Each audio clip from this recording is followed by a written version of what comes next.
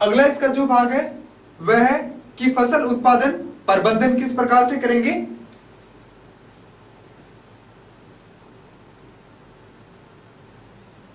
फसल उत्पादन प्रबंधन।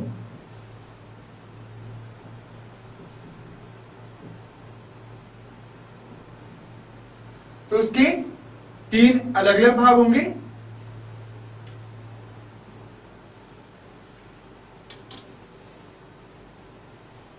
तीन भाग किस प्रकार से।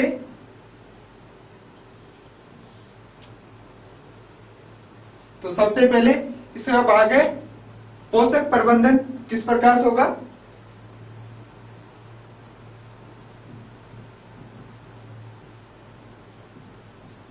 पोषक प्रबंधन। दूसरा इसका भाग सिंचाई और तीसरा इसका भाग होगा फसल पैटर्न कि फसल का पैटर्न किस प्रकार से है। अब पोषक प्रबंधन में 2 भागों की हम बात करेंगे, खाद की और उर्वरक की।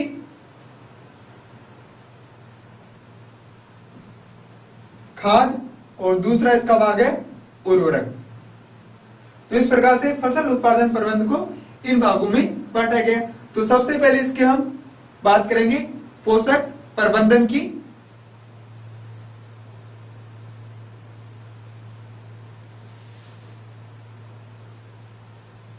पोषक प्रबंधन।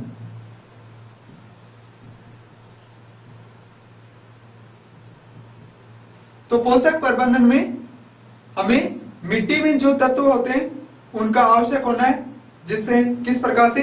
तो पौधों के लिए 16 पोषक तत्व आवश्यक होते हैं। 16 पोषक तत्व आवश्यक होंगे। अब इनमें से कुछ तो मिल जाते हैं और कुछ तत्वों के द्वारा जैसे प्राप्त करते हैं। इसके लिए हवा से हमें कार्बन तथा ऑक्सीजन, हवा से हमें कार्बन तथा ऑक्सीजन, हवा के लिए सी यहां पर कार्बन और O2 ऑक्सीजन। जब जल की बात करेंगे तो जल के द्वारा या पानी से हाइड्रोजन तथा ऑक्सीजन, ये हमें यहां पर प्राप्त हो जाते हैं। अब इसके अलावा जो अन्य तत्व होते हैं उनको हम किस प्रकार से प्राप्त करेंगे। तो उनके लिए शेष 13 आवश्यक तत्व।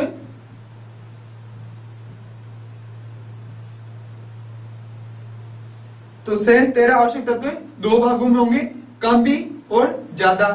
तो यहां पर 2 भागों में इसको बांटेंगे।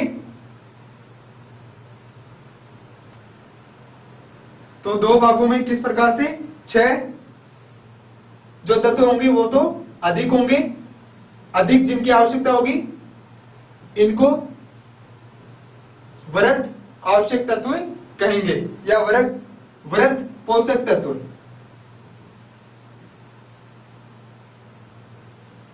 और जो 7 होंगे वह कम आवश्यकता होगी, 7 कम होंगे, उनको हम सूक्ष्म पोषक तत्व कहेंगे।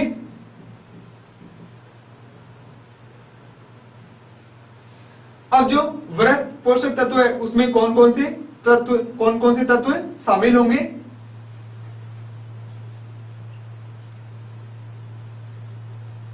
वृहद पोषक तत्व, तो इनकी बात करेंगे तो इनमें किस प्रकार से होंगे। सोडियम,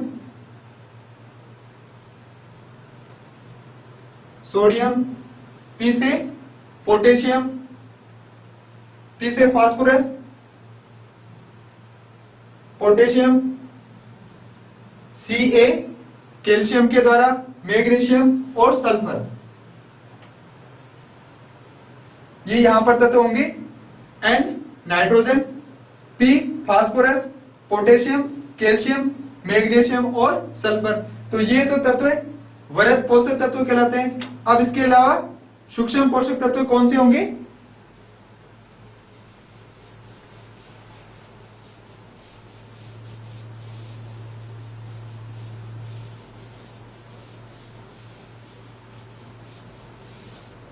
तो सूक्ष्म के लिए बात करेंगे। सूक्ष्म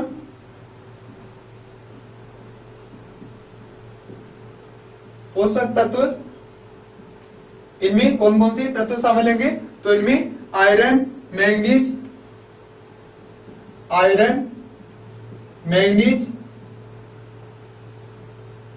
बोरॉन, जिंक, इसके अलावा कोबाल्ट, कॉपर, मोलिब्डेनम और क्लोरीन। ये इसके लिए सूक्ष्म, अर्थात इनकी मात्रा यहां पर कम आवश्यक होगी। तो किस प्रकार से? Iron, manganese, boron, zinc, copper, molybdenum और Cl यहां पर क्लोरीन। यदि इनमें से सूक्ष्म या वृहद सूक्ष्म और दोनों में से या दोनों की कमियां हो जाती है तो वो पौधे के ऊपर काफी प्रभाव डालती है। तो उसके द्वारा उसकी जो जनन प्रक्रिया है वो रोग प्रतिरोधकता और अन्य कारक प्रभावी हो जाते हैं। तो यहाँ पर अगर इनकी कमी हो जाएगी तो जनन प्रक्रिया, वृद्धि तथा रोग हो जाते हैं। ये तीनों कारक प्रभावित होंगे इन तत्वों की कमी से। अब अगले वाले भाग की बात करेंगे कि पोषक प्रबंधन में सबसे पहले है खाद। तो खाद यहां पर किस रूप में हो सकता है?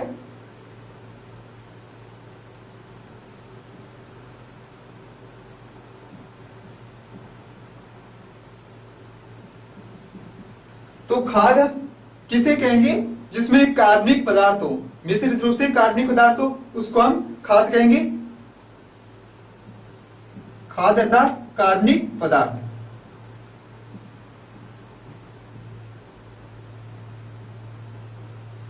अब हम खाद किस रूप में कर सकते हैं?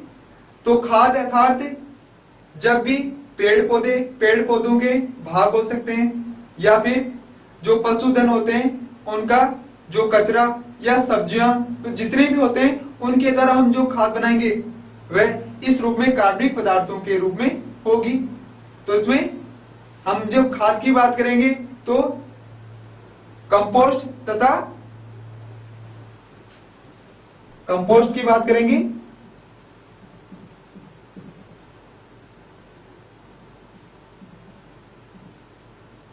कंपोस्ट खाद, तो इसके लिए हम क्या कह सकते हैं?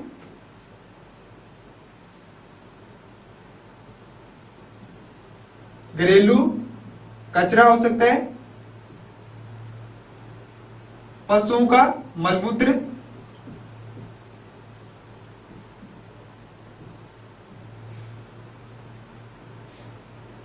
इत्यादि इसके द्वारा कंपोस्ट खाद होगी। अब केंचुए के द्वारा इनके जंतु और पौधों के द्वारा इनको निरस्तीकरण प्रक्रिया में बदला जाता है, तब इसको हम किस प्रकार कहेंगे? वर्मी कंपोस्ट कहेंगे।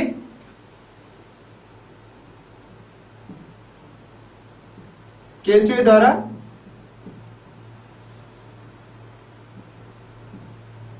जंतुओं तथा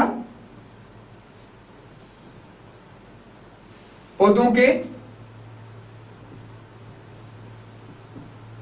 को खाद में परिवर्तित करता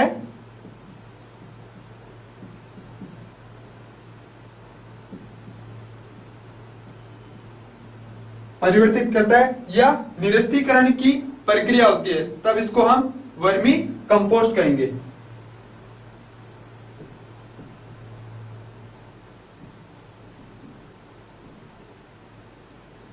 इस प्रकार से एक अन्य खाद हरी खाद के रूप में जो फसलों को दबाकर या दबने से प्राप्त हो जाती है उसको हरी खाद,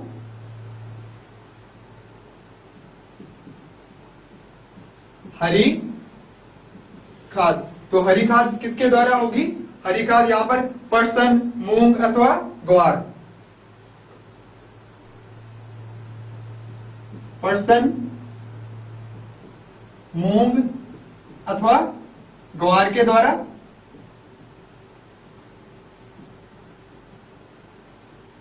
जो प्राप्त होती है उसको हम हरी खाद कहेंगे, या हरी खाद में ये परिवर्तित हो जाते हैं।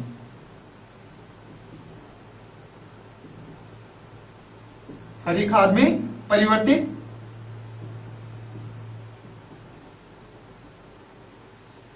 अब इसके द्वारा भूमि को नाइट्रोजन और फास्फोरस अधिक मात्रा में मिलती है, NOFB अधिक मात्रा में।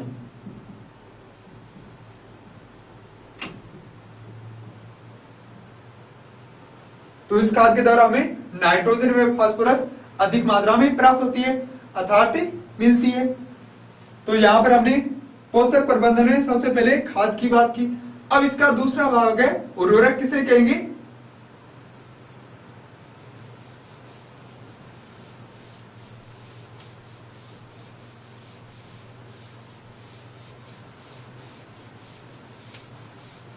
तो पोषक प्रबंधन का दूसरा भाग है उर्वरक।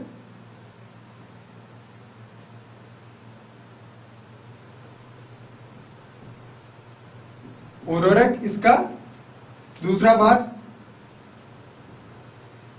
तो जो व्यावसायिक तौर पर या इसके द्वारा जो नाइट्रोजन और फास्फोरस को हम प्राप्त कर सकते हैं अन्य तत्वों के रूप में, नाइट्रोजन, फास्फोरस, पोटेशियम को व्यावसायिक तौर पर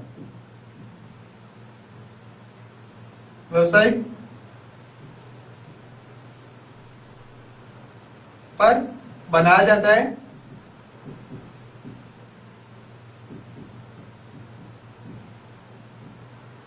उसको हम उर्वरक कहेंगे। अब उर्वरक के लिए कुछ सीमाएं होती है, जैसे इसकी मात्रा कितनी होनी चाहिए, तो उचित मात्रा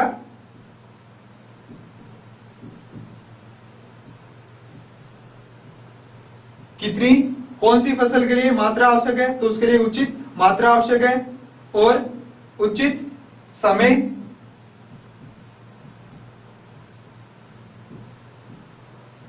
तथा अन्य सावधानियां।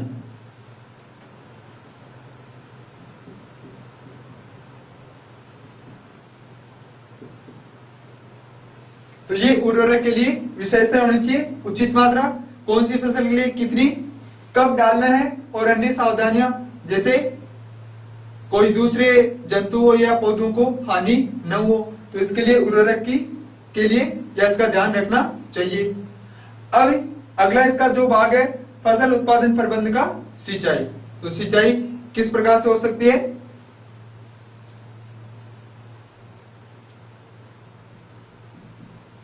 सेकंड भाग है इसका सिंचाई।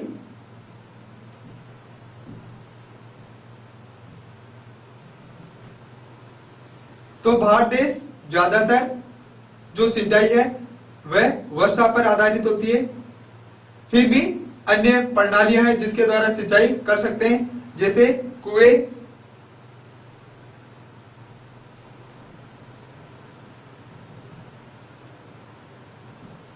कुओं के द्वारा सिंचाई हो सकती है। तो कुओं के रूप में खुदे हुए कुएं या नलकूप हो सकते हैं।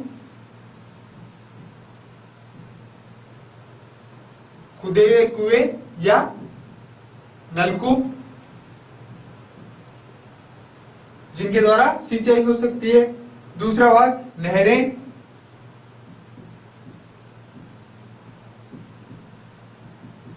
नहरें सिंचाई का एक व्यापक क्षेत्र होती है, अर्थात काफी बड़ा क्षेत्र होती है जिसके द्वारा सिंचाई कर सकते हैं। तीसरा भाग है नदी जल द्वारा प्रणाली, नदी जल उठाव प्रणाली।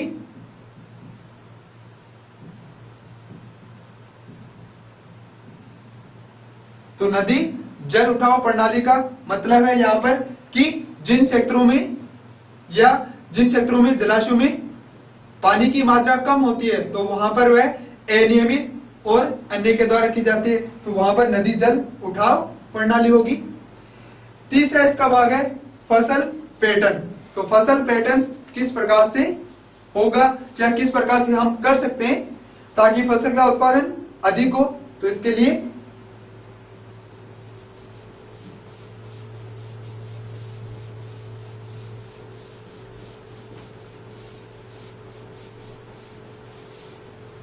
तो तीसरा इसका भाग है जो है फसल पैटर्न।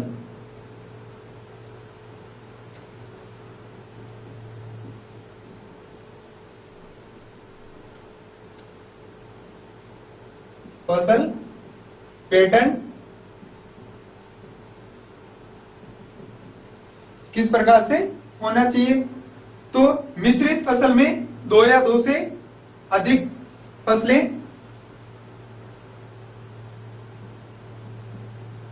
मिश्रित फसलों में 2 या 2 से अधिक फसलें,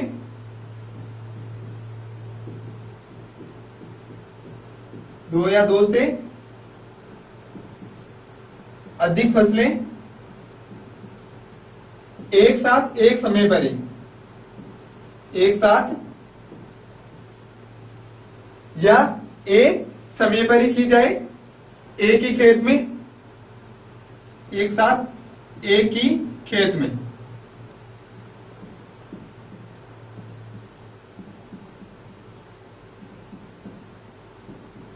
की जाए। तो यहां पर क्या होगा, एक फसल के साथ में दूसरी फसल करने पर उत्पादन में वृद्धि होगी और दूसरा कम समय में हम अधिक फसलें प्राप्त कर सकते हैं। जैसे इसका उदाहरण हम ले सकते हैं गेहूं और चना।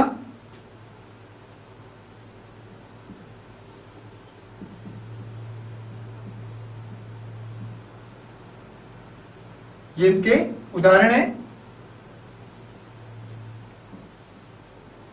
गेहूं प्लस चना के लिए ले सकते हैं। दूसरा हम इसके लिए गेहूं प्लस सरसों का ले सकते हैं।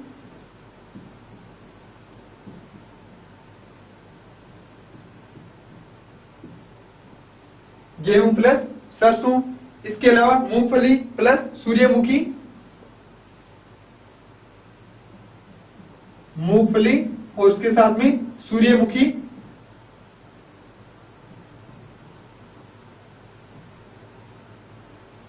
ये जो उदाहरण है वो फसल पैटर्न में मिश्रित फसल के उदाहरण है। दूसरी जो फसल होती है वो होती है अंतरा फसलीकरण। अंतरा फसलीकरण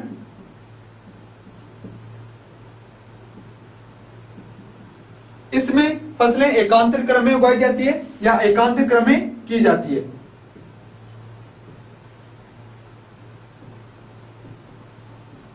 एकांतर क्रम में ये फसलें की जाती है, इन्हीं को हम अंतरा फसलीकरण कहते हैं। अर्थात एक फसल के बाद भी दूसरी, फिर वापस वही, इस प्रकार से ये क्रम चलता रहता है। तो इसका हम उदाहरण कौन सा ले सकते हैं? सोयाबीन और मक्का। इसके लिए उदाहरण हम सोयाबीन और मक्का एकांतर फसल के रूप में ले सकते हैं। दूसरा इसका अन्य उदाहरण बाजरा और लोबिया।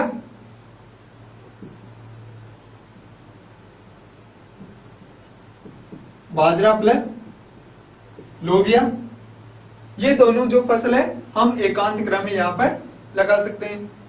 अब इसको हम एक अवधान की प्रक्रिया के द्वारा किस प्रकार से समझेंगे कि फसल उत्पादन में प्रबंधन किस प्रकार से होगा।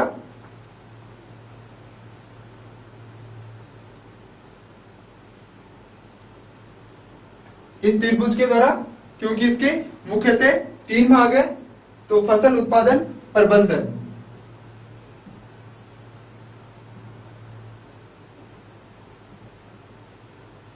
फसल प्रबंधन। तो सबसे पहले इसके लिए पोषक प्रबंधन, तो यहां पर पोषक प्रबंधन। दूसरा इसका भाग है सिंचाई, और तीसरा इसका भाग है फसल पैटर्न।